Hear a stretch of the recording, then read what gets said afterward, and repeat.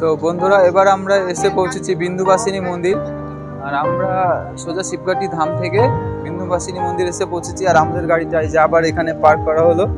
আর মন্দিরটা আছে এইদিকে, ওইখানে গেট দেখা যাচ্ছে আপাতত।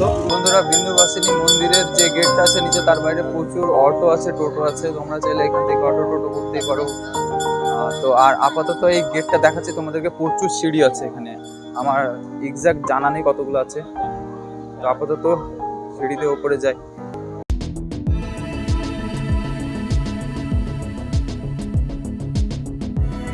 ফাইনালি আমরা পৌঁছে গেলাম বিন্দুবাসিনী মন্দির। তো বন্ধুরা ফাইনালি আমরা বিন্দুবাসিনী মন্দির, আমরা অনেকদিন থেকে ভাবছিলাম যে আসবো আসবো, এই বছর গিয়ে পূরণ হলো। তো এখন আমরা সেই মন্দিরেই আছি আপাতত। চলো উপরে যাওয়া যাক।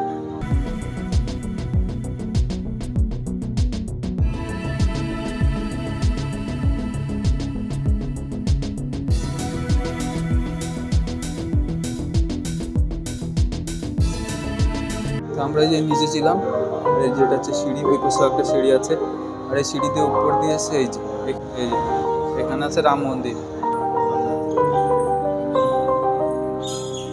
এখানে আছে বজরংবলীর মূর্তি।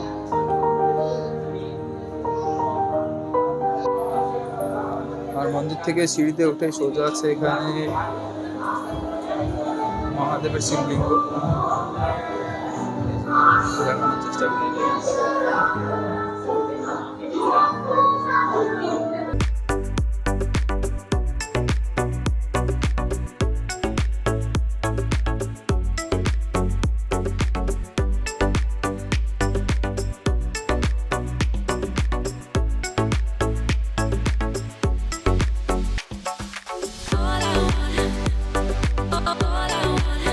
এই যে সেই বজরংবলীর বড় মূর্তিটা, যার জন্য সবাই এতটা দূরে আসে এটা দর্শন করার জন্য।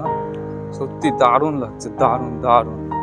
আর এতটা রোদ্রের টেম্পার, পা গেল, কেটে গেল পা।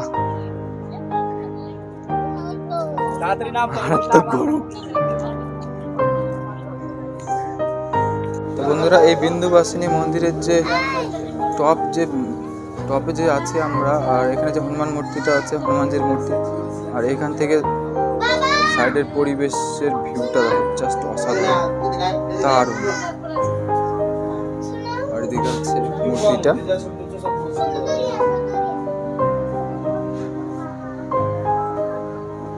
দারুণ ভিউ এখান থেকে, দারুণ। বন্ধুরা এখানে আসলাম, পরিবেশটা এত সুন্দর, কিন্তু এতটা রোদের টেম্পার, এখানে দাঁড়ানো যাচ্ছে না, নিচে পা একদম জ্বলে যাচ্ছে।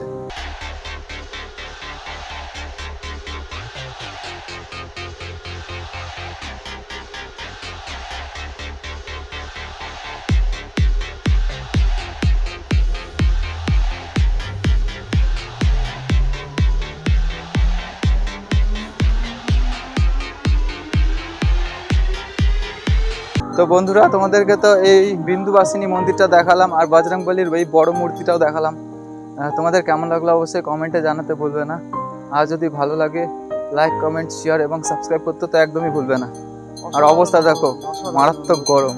হ্যাঁ, অসাধারণ, সত্যি অসাধারণ অনুভূতি এখানটায়।